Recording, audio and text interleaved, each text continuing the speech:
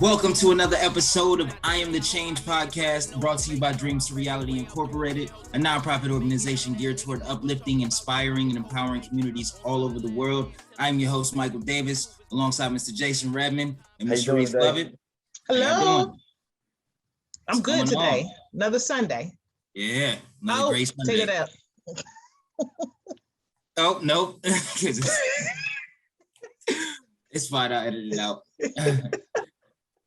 What's going on? Yeah. Nothing. Enjoying the day. That's good. That's good. I'm excited about this episode. Yeah, me too. So I am also excited. So this is one of my classmates from way back. This is Brandi, also known as the Juggernaut Princess, who is a power lifter, holding records and everything. So as we get into this interview, I'm excited for her to just let us know everything that she's been doing. Welcome, Brandi. Thank you so much for being here today. Jason is so excited. He said we should have all wore tank tops in honor of you today. Man. We could have been out here with our guns showing. But okay, I'm excited because I've been waiting to hear. I've been waiting to hear about this powerlifting because I am a former athlete. I've been lifting weights since the 8th grade, and I've always wanted to get into something, after athletics. Tell me how you got into powerlifting, because I don't really know a lot of women that powerlift. So go ahead and dispel the myths. Really weird story. After high school, I wasn't really doing much in regards to sports. I had gotten sick, and once I got better, I just went back into the gym, and I kind of just went back to what I knew. In high school, I didn't even know because North Carolina was just never big into powerlifting. We had football and other sports, but I never knew powerlifting even was a thing until I started playing football, and our strength and conditioning coach was a powerlifter. So I was just lifting, I was just posting my stuff on Facebook, and I got a message one day, and he was like, "You want to compete?" Did I hear you say you played football? Yeah, I was going to ask that, but I thought I heard you say that. I thought I heard that too. You skipped all of I played football, I played softball, and I was doing them at the same time. But I was just in the gym, just working out and things like that. And he was just like, "Do you want to compete?" I was like, "Sure, why not?" And I did my first competition in, I believe it was February of 2014. I did well. I broke my first records. They were just North Carolina state records at the time, and it was a wrap. Your first competition, you breaking records? Yeah, North Carolina state records were kind of easy. Wow. So which that was a wrap. What record did you break? It was squat and deadlift records at that time. What was the weight? That's what was the weight? Yeah. I honestly don't even remember. It wasn't anything significant to me, because he had me doing pretty easy stuff just to get started, because I hadn't really been training for that long. I didn't really know, the technique and everything at that point very well. I literally wasn't even ready to compete. I had ordered my singlet on Amazon. I wasn't sure if it was going to be in on time, and it just so happened to show up the day before. So he was like, "If your stuff comes in, you can compete." Yeah, I did it. Okay.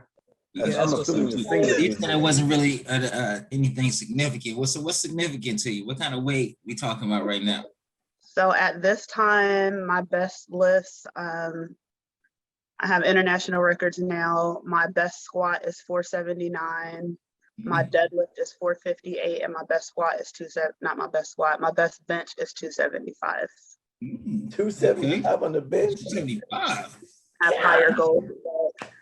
That's what I've done so far. I just had surgery, so I don't know if I'm going to improve that squat. So that might be the best I get to, but I had my hip repaired. I need a hip replacement, but my doctor said I'm too young. But I'm like, all right, well, you fixed it, so I gotta rewind you back to the football thing. So what position did you play? linebacker, and that's my favorite. Linebacker was my favorite. Middle linebacker is my absolute favorite. But I play on the line. I'm a big person and I'm fast. So my favorite is going after the quarterback. I ran hurdles in high school. So they always tried to muscle me, but I can get through them or over them before they even have a chance to do that. As soon as the ball is snapped, I'm over them. So Wow. I can sack the quarterback. It's flag football. So I can sack Okay.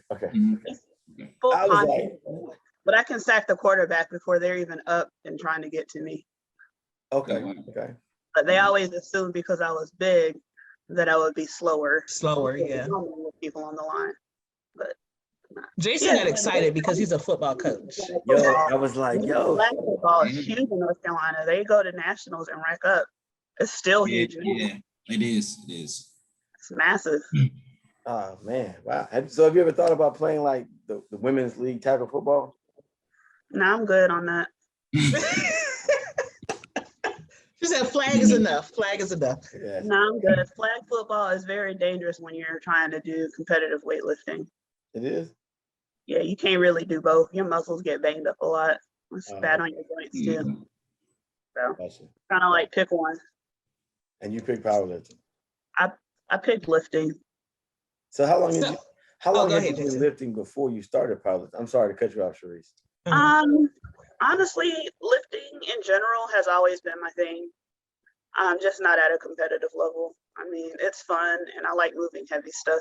I took weightlifting in high school and I've pretty much always done it. So I'll say since maybe my sophomore year of high school. So since I was like 15 or so. Okay. So how many competitions have you participated in up to this point? I've done between 3 and 5 every year since 2014, with the exception of this year. I only did 1 because of surgery. And then last year I did 3 with COVID. So I don't even know, probably somewhere between 20 and 30, something. I don't know, a lot.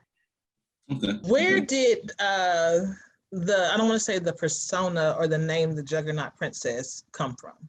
So when I played football, my nickname was Juggernaut, and my mom added the princess on. Okay. And then there's a meaning behind it. Of course, a juggernaut is a strong and immovable object, and princess is a feminine person of poise. So for me, it connects the strong and masculine with the beautiful and everything. So for me, of course, if anyone knows me, I'm not a very feminine and prissy person. On my side, I'm a very strong and masculine person.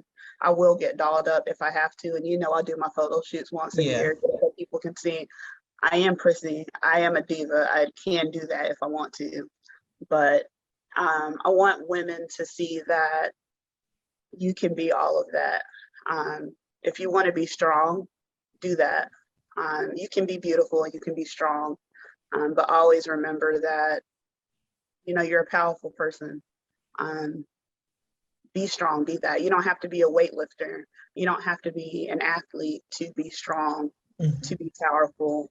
Always remember the beauty that's inside and always remember the strength that is inside. It's not about physical strength. It is also that internal strength. As women, we go through so much. And it's always about remembering who you are.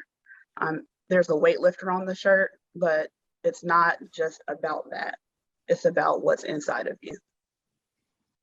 Are you still selling merchandise? I do. For the most part, I do it as pre-orders. But when I do pre-orders, sometimes I have to order extra shirts.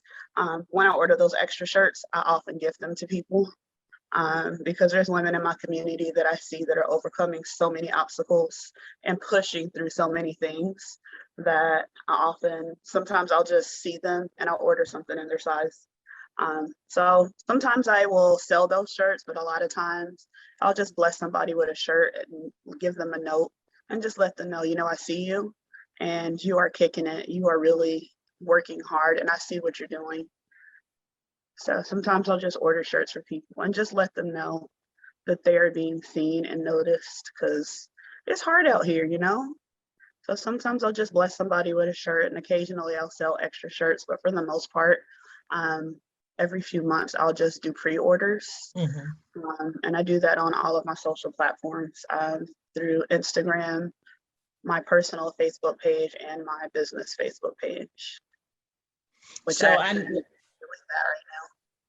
I know, like with you personally, you have overcome and have endured a lot. Personally, I know professionally you're out there kicking butt. Like, I get excited. You were in the islands and I felt like I was like, yay. So where and what do you see with the Juggernaut Princess, your powerlifting? And I know you said you're giving out shirts to people that you come across, helping people in the community. I know, didn't you take on coaching for a little, are you still coaching? So talk about that a little bit. So in addition to lifting, I referee and I coach. So on that aspect, I want to be a role model to lifters, especially new lifters. For women of color, of all colors, honestly, not just Black women, we're underrepresented in the powerlifting community. So I want to grow our community. Through coaching, it gives me an opportunity to bring people on to help them understand how to lift safely, how to get into powerlifting. As a referee, I have the opportunity to teach people as well. We're not just sitting in the chair, giving the red lights and the white lights, telling them their lifts are right or wrong. We have the opportunity to, teach them and help them in the future. When I see people online, a lot of times I have people reach out to me, hey, I'm struggling with this lift. I don't charge people to, watch a video and help them with critiquing them and teaching them, proper form and technique. If it's something that's small, it's very easy to help someone to learn or to make a correction. So I really love having the ability to help younger lifters or even more seasoned lifters to make corrections that can help them to be better lifters. I don't care who they are, how they know me, whatever the case is. If someone's on their journey that reaches out to me, I will help them. I have plenty of people that are, trying to cut to a lower weight class, that are struggling, that are having issues with their coaches. And they come to me, and I really love that because they see me as a person that can be a role model to them, or they're going through things and they're just getting discouraged or stressed out. So I take pride in knowing that I'm a person that they look up to enough to reach out to. So that's one thing that I really appreciate and love being able to do, just being there as a role model. So that's one thing that I can do. And just in the community as a whole, I do work with Special Olympics. We do have a Special Olympics program here where I am the powerlifting coach. So I'm able to give back to my local community as well. They're still not able to compete due to COVID, but I do allow them to come into the gym. Some of them just want to work out because they can't do anything. So I'll allow them to come into the gym. If they have to pay a day pass, I'll just eat it. Most of them live pretty close to me. They can't drive, so I'll just pick them up and take them with me whenever I'm going. So I still get to build those relationships with them and help keep them in shape and get them out of the house and things like that. So I try to connect with my community in that way as well, which I love and something that makes me happy. I really missed them during COVID, hearing their silly stories about their lives and boyfriends. I understand that they're adults, but their drama is hilarious. Wow. But they do crack me up. So like not to cut you off again, Sharice, I'm sorry. I'm you're on the road today. Go ahead. Hey, look, so give me like a normal day for you working out. Like what is it what is your routine in the gym? Do you start off? Do you just work on certain like sometimes I go work out like arms and back, or then abs and legs, or chest and shoulders. Do you work out like that, or do you just work out like, hey, we're gonna go in there, we're gonna do a set circuit of full body workouts for 2 hours, blah blah blah blah blah. Mine is extra easy because I have a coach and he does my programming by the week. So I literally go in and do what he tells me to do. What's programming? Huh? What's programming? I'm programming. So he pretty much writes out the workouts. He does my programming for 3 days. I have a bench day, a squat day, and a deadlift day. So he literally writes out my warm up through my entire workout. So I literally do exactly what he says. I do not go off my program. My coach is an elite powerlifter. He's a Hall of Fame lifter. He's awesome. He was the first raw lifter to squat 1,000 pounds. Ooh. Yeah, he's raw. His name is Steve Goggins. He is a Black man. He is amazing. He is the truth. Look him up. His deadlift and his squat are sick.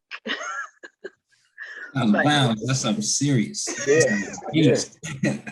There of him deadlifting like, I want to say it's like 700 or 800 pounds, just repping it.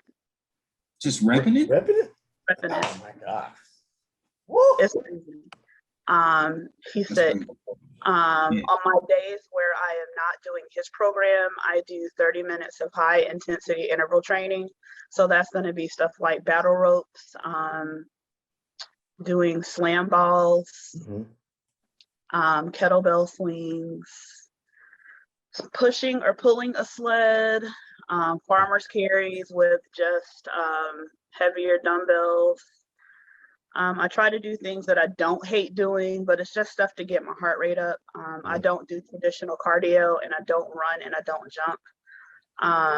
I'm a heavyweight lifter, so losing weight is not my thing. I try to keep my body weight around 230, 235. I'm a solid person. I don't care to be skinny or whatever. I'm solid. So I just want to maintain my body weight. I don't want to lose anything. I don't want to gain anything. I'm happy at that weight, but I just want to maintain that and keep my heart rate healthy, and just stay there. I'm healthy, and I just want to stay that way for the most part. And just remain solid, keep my core strength and things like that. So I do that twice a week. I definitely stretch.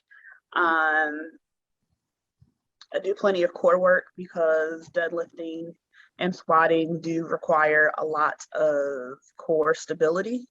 Okay. I hate doing core work because it hurts and it makes me want to vomit.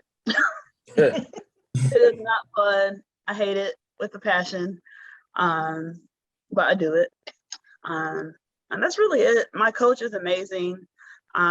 He knew, for example, when my hip was bothering me that I did have hip issues. He actually had a double knee replacement at the end of 2019. So he's always been extremely accommodating. He never made me stop doing things, but he made the adjustments because he's understanding of that. So if I told him, my hip's being iffy this week, he would just reduce my volume. He adjusted my light days and my heavy days so that I wouldn't be uncomfortable. So having a coach that is understanding, a lot of people would just have coaches that would be like, just shut up and do it. Having a coach like that is never a good thing. So having a coach that's understanding and patient is good. That allowed me to continue training and to continue competing safely. So my coach pretty much tells me what to do. I do it. Listening to your coach and trusting your coach is one of the most important things out there. So I just do what my coach tells me to do. And I tell him that I did it. It works. I've been with him since 2018. Gotcha. What international records do you hold? The ones that I told you before, the squat, deadlift, and bench record. And then with that, there's also a total record.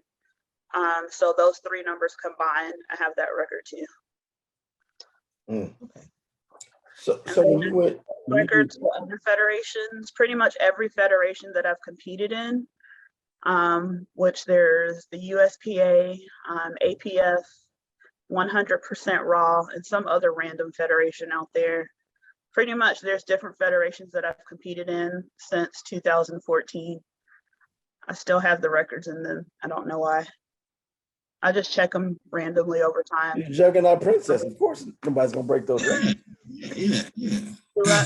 You're the Juggernaut Princess. Ain't nobody gonna break those records. They're not even like significant records. Like they're from like 2014. I'm like, they're low records. They're not even high. So what's low? What's 275 is low for you? Is you saying that's low? I mean, those records are like 200 for bench press. That's not even significant. Oh, okay. All right. Okay.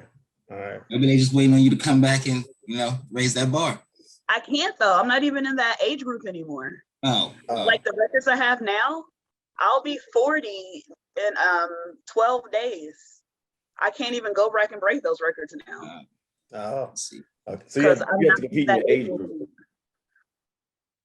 Like I'll age out, so I can't even go back and break those records. I see. Wow. So I got a question. Because you say you do a lot with like helping people in the community. When you first started on this journey, did you expect to take on that role, or kind of falling in love with powerlifting? I was already, I've been working with Special Olympics since before I was doing powerlifting. I was just working with different sports. Special Olympics in North Carolina is much larger than it is here. And the Special Olympics program here actually had just gotten started before I moved. And it's very interesting that the people that, when I started with Special Olympics here, I was the assistant coach and I was brought on to help with the special athletes program. And now I own it because the people that started it left. Yeah. So it's like mine. I've always been huge on working within the community. My dad is actually a feminist and a huge community activist. So it was kind of inevitable that I would be the same. And I didn't really realize it until maybe a few months ago, just talking to my dad. I'm like, I'm the way I am because of my dad. So I was kind of born into being an activist and a huge volunteer because I'm a daddy's girl and I'm pretty much the way I am because of my dad. So it's really good that I have the platform that I do through my powerlifting to expand that. So rather than just being able to use it just through powerlifting, just here, I can use powerlifting to kind of expand that and to reach a lot more people. Right. So I appreciate that. I've been able to go to events and sell shirts to people in other countries and spread that message that way too. So when somebody's in South Africa and they see my friend Patty wearing that shirt, then, she can tell them. Or I have people that I've sold the shirt to in Ireland and they're able to spread that message. If someone wants to buy your shirt and they're in another country, I'd rather give them the shirt and just pay the shipping. Just have them pay the shipping and not even worry about buying the shirt because I'd rather that message get there. What's the furthest place you've been? The furthest place I've been is the Virgin Islands because that is really far. I'll be there in January. I can't wait. Yeah, I can't wait. It is awesome. Which island are you going to? Antigua. Ooh. Yeah, it's so pretty. So I'm excited. Wow. So on your bench days, I'm all in this workout thing. On your bench days, do you just do bench press or do you like do dumbbells? What's your bench? My favorite? I don't know. Like it used to be my worst, but deadlift is my favorite thing. Okay. I used to hate it, but it likes me now. It likes you? Yeah, we're friends. We used to be enemies, but we're friends. Okay. So when you're working out, do you just do that one like on your bench day or squat day, do you do like one-legged squats, or on the bench day, do you do dumbbell press? How does your workout look? So I'll do my primary movement first, and then there's various accessories. So like on bench day, I don't bench that much. On bench day, the accessory movements are the majority of the day. So on bench day, I have a lot of tricep movements. So I have a lot of dumbbells on bench day. A lot of tricep movements, chest and back movements. And what else do I have on my bench day? Tricep extensions, front raises, more tricep stuff. I don't know. I black out my bench day. I have like 6 accessory movements on bench day. And I'm like crying by the end of bench day. Oh, wow. It's hard. The rest of my days aren't that bad. Deadlift day isn't bad, but bench day is bad. So what are the auxiliary movements for like deadlift day?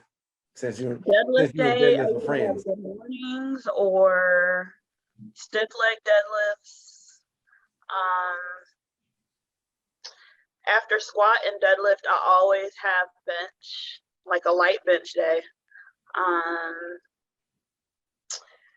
For deadlift, I have hamstring movement, so it's usually glute ham, so it works on the upper part of the glutes.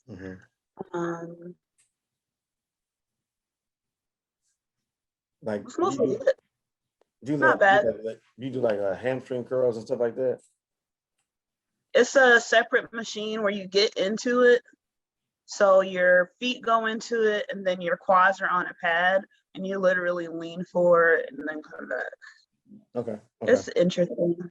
Yeah, it's not bad. So your time. So you said you want to stay solid. Jason, hold on. It's Michael's turn. Okay. Now you good if you got another question, keep going. No, go ahead. My fault. I just want to ask, you said you want to maintain a certain weight, you want to stay solid. So is there a certain nutritional plan you're sticking to? I'm going to say no, but I have a weird diet in that all I eat is chicken, fish, vegetables, and fruit. The only time I eat carbs, because I don't like them, is when I'm going to lift. And I only eat like potatoes and I occasionally eat rice. I just have a weird diet anyway. I wish I had that problem. I love me a carbohydrate. I'm not a fan. You pretty much have to force me to eat carbs. Wow. And I really like so hard. a lot. And I think the last part? Like I love cottage cheese, but only with my fruit. Like I'm obsessed. And my doctor told me to eat more, so I was like.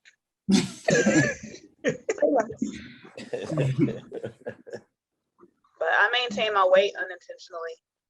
I can maintain my weight. It's been since the beginning of May. I've been like 235. Okay. Between 235 and 237. So I had surgery and was on bed rest for a week, and then on crutches for 2, and I think I gained 1 pound. Dang. Wow. I was like, this works. I thought I was gonna get like heavy since I wasn't able to do stuff, but I went to the doctor. She's like, you're 236. I was like, awesome. Wow. That's great. I'm excited, man. You might make me go out and start powerlifting. Go do it. Right? Go get some weights real quick. Hey man, look, I'm excited. I'm about to go stock up, man, because this is exciting. But it's a lot of fun. I mean, I think my favorite thing about powerlifting is like I don't have a team that I travel with, but like I've made friends everywhere. I went to one expo in California, and a lot of times I'm the only Black person there, which is wild. But occasionally there will be like a couple of us. And the one I went to in California, there was this one sister, and like she spotted me from way across the room, and we just clicked as soon as we met. I've made so many friends at meets. I'm usually off in a corner by myself because I'm an introvert, but I've met some amazing people just through going to meets, whether I'm refereeing or competing. Just the friends that you make just at every competition. It's been amazing. It's just cool people from all over the place, and you don't lose those connections because you end up following each other on social media, and you get to follow their journeys and cheer them on, and you find out people live like close to you. Like I'm an hour and a half from Chicago. So I got a whole different set of friends at the gym in Chicago. I referee up there every couple months, so I get to go hang out with my Chicago friends, and you get to cheer them on at their meets. Sometimes you get to go to their meets and see them compete, and I've made so many friends and built so many relationships that way. So I think meeting different friends and meeting different people and just being exposed to so many different things along the way is also amazing. Refereeing is a source of income too. So you get to meet some amazing referees. Like I have to go to Missouri this weekend because at one of the meets in Chicago, I met a ref and she's like, I like you. I want you to come referee for me. Awesome. So no, you were talking about just how the circles intertwine. So I actually have a friend here in North Carolina who power lifts, and I saw y'all in a picture together, and I was like, what a small world. Tamika, who normally travels with her daughters. She has 3 girls. If she goes by the last name Baldwin, I'm not sure. She still goes by Baldwin. So yeah, I was like, oh wow, what a small world. I actually met her in person in Chicago at USAPL Nationals, which is when I met like all of my friends. Like that was awesome because I think I met like 15 of my Instagram friends at that meet. Oh, neat. Wow. Like seriously, it was like an Instagram reunion after that. I met everybody. Wow. So you get to meet all your Instagram friends when you go to big meets. It's so fun. Cool. So what's your next meet? When is your next meet? I don't know. I can't even lift until next year. I have 3 months of rehab. Oh, for the hip. Yeah. Hip. But I get to go back to the gym Monday. Yay. Okay. So you think the hip is going to hinder you going forward, or are you going to be able to work past it and keep improving? Yeah, I'll be able to work past it. My hip, they literally had to cut off a piece of my bone because it was messed up. I had a piece of bone that was overgrown, which was like, I literally don't know how I was lifting through what my hip was doing. Because I was literally walking with the cane and then competed in May. And I had don't ask me. Okay, maybe I'm a little crazy. But like literally when I went to the Virgin Islands in May, I walked with a cane everywhere except for my competition. I literally could barely walk. I was in a wheelchair in the airport. I came home. I had surgery July 8th.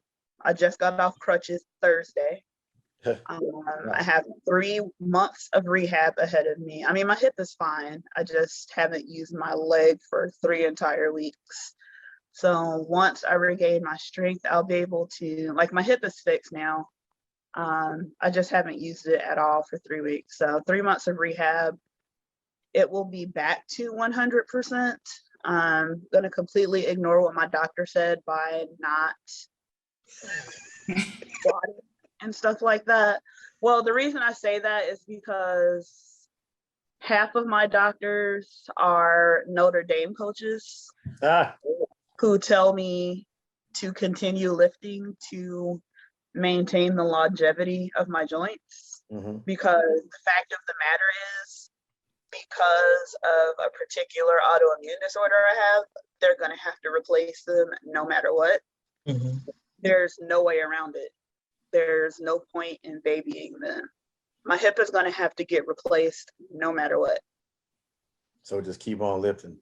So what's the point in not lifting? They're not going to replace it until I'm 55. Seriously? I'm going to have it replaced. Yeah, they don't like to replace joints too early because they only last a certain amount of time. They don't want you to have a second one. Exactly. So they're not going to do it until I'm at least 55. I got 15. So what's the point? And I'm not going to lift that anymore. So I'll stick to my other lifts once my hip is too raggedy. So whatever. So how long you on powerlift? Competition. So I'll probably hop into that probably earlier. So I'll shoot probably to do a competition in the early part of 2022. Either that or towards the end of this year. I literally haven't been in the gym since June though. So I have to work up to not being weak sauce, which is what I am right now because I haven't lifted anything. So whenever I get back to a respectable bench, then I'll compete. What's respectable? 270. Nah, I'm just kidding. About to say what? I am able to bench at least 250, 260. I'll compete. Okay. At least 250. I mean, and I say that because I'll be masters when I turn 40. So record wise, I'm in a whole different category. So it's not necessary for me to be able to lift 275 anymore. I can break national records with 240 or 250. So when you compete, is it based on your age and gender? Yes. Okay. So masters, basically like records wise, once you're a master's lifter, of course, you're considered in an older age bracket. So the records drop a bit, not drastically. 40, they drop a bit. However, it becomes a lot more competitive at 50 for some reason. Wow. Okay. The 50-year-olds be putting in work. Jeez. Can you compete up? And she deadlifts 450. She's how old? She's 50. And she deadlifts a 450? Oh, she's strong as I don't know what. She lifts the same thing that I was lifting. And the same records I have, she can do that. And she's 50. That's serious. I gotta step my game up. She'll do it once a year just to break those records, and then she'll just go back to doing just deadlift. But she's very strong. Is there prize money that is associated with powerlifting? There are meets that do cash prizes. Okay. All right. They tend not to be drug tested meets though. Oh. Yeah. We're all like, Only do drug tested meets because I am a clean lifter and I would never put that stuff in my body because it doesn't pay enough. If I gotta work a job and I'm not gonna be rich, what's the point? I'm not gonna destroy my body. I mean, if I could be rich enough to never have to work a job and live in a mansion and drive fancy cars, then sure. But nobody's making that kind of money from powerlifting. Gotcha. that's real. Yeah, for real. And people do it. Like there's plenty of people that do it and they do it just for clout, just to be able to say I'm the best in the world. It's like, yeah, but you still go to work every day. Yeah. These people retire before they are 25. They retire. Most of them retire between 23 and 25. From in the not clean powerlifting. They're beyond not clean. They're filthy. Oh wow. And they're not deceitful about it. They're honest about it. And I mean, I respect them because you can't be, I mean, they're still strong. They just use enhancers. I mean, you still got to put in the work. You still have to be strong. I mean, I'll never take that away from them. They're amazing athletes no matter what, but they do use enhancers to allow them to train harder. I mean, they're strong without those drugs, but they're also very small lifters. All of them weigh under 150 pounds. And they are among the top 6 lifters in the world, not top 6 female lifters, top 6 lifters in the world. Wow. So they are above men, pound for pound. That's 50? And what I want to say is they look at weight lifted in comparison to body weight. So there are humongous dudes and these tiny females. And when you look at their strength, they are stronger than these dudes that are 3 times their size. So what it comes down to is these tiny chicks are stronger than dudes. And they dirty too. So it is dope that the top 3 lifters in the world are girls. And I think that is amazing. Even though they all use performance enhancers, I still think that's amazing. They still have to put in some type of work. Yeah. Oh, they put in an excessive amount of work. Like, I know what they do. I know how hard they work. I know the blood, sweat, and tears they put in. And the performance enhancers, what they're really doing is allowing them to train harder and allowing their bodies to go through that. I mean, it's not necessarily making them stronger, it's helping their stamina. It's not making them stronger, it's allowing them to train harder. Right. Gotcha. Takes away the fatigue. Yeah, it's allowing them to recover faster and allowing their bodies to withstand that. Wow. But I'm in awe. I am totally in awe. Like, I'm excited. This was amazing. You should get into it, man. It's so fun. And I like it because you don't have to be the strongest person in the world. I mean, it can be a person lifting 200 pounds and they weigh 300 pounds. It don't matter. It doesn't matter what you lift. You're competing against yourself. And if you beat other people, that's awesome.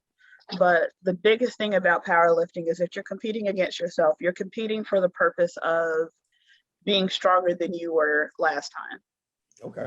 Right. It's not necessarily about being stronger than the next person. It's fun. You get to challenge yourself, and it's just about, doing better and making yourself better and having fun. Dig it. I think that anyone who wants to be in a competitive situation where they can have fun and meet people should do it, except my dad, because I don't want to see him in a singlet. Wait, do you have to compete in that singlet? Yes. Yeah. Oh, yeah, I can't do it. That's that singlet kills it. Yes, It don't have to be that tight. Huh? It don't have to be that tight. Who wants to see you in a baggy singlet though? That's kind of I think that's even worse. Ones with designs on them too. The who? You can get ones with designs on them too. Like, okay. There ain't no rules about what your singlet looks like. Oh, okay. Okay. You can get the same one, like you can get the design that you have on your shirt, put on your singlet. The DTR singlet. Yeah, what? That's what I was just thinking. Wow. Y'all push the envelope on this. Oh man, I'm gonna have to get you a singlet, Jason. I'm sending it to you. Hey man, I'm thinking about it now, man. Like I'm in the lab. Like, wait a minute, I think I can do it. You can do it. All you gotta do is find a company to put it up on there. My dad got me a Juggernaut Princess singlet made for my birthday one year. I was like, oh, this is awesome. Wow. So look, I'm gonna steal Michael's line again this week. So every week on the episodes, we already ask our guests to give us a word of inspiration for our viewers, to something they can hang their hat on for the week. So Juggernaut Princess, it's on you. Give us a little something to so our viewers can hang their hat on this week? All right. Always remember the strength and beauty that is within you. I love it. Short, sweet, and simple. I love it. Man, I love that. Wow. Yeah. Wow. That's it right there, though. That's it. Yeah. That's not just for women, that's for the fellas too. Yeah. Absolutely. Well, hey, look, I appreciate you coming on and blessing us with this knowledge. You might even see me on the you might see me on the powerlifting circuit someday. Yeah, this is dope. See Jason flexing in the singlet, man. yeah. The DTR joint go across. Yeah. I can see it. Thanks. Thank y'all so Baby, thank you so much. I'm so happy you came on. You were amazing. Again, it's great to see you. You're so far away. I'll come home one day. Okay. Well, when you come, let me know when you're back in town. I will. Okay. Thank you. It was an amazing episode. I appreciate you joining us this week. It was great. It was nice to meet you. You too. All right. I'm not doing the exit though, Michael. Are you sure? You sure? Nah. All right, I'll take us out of here.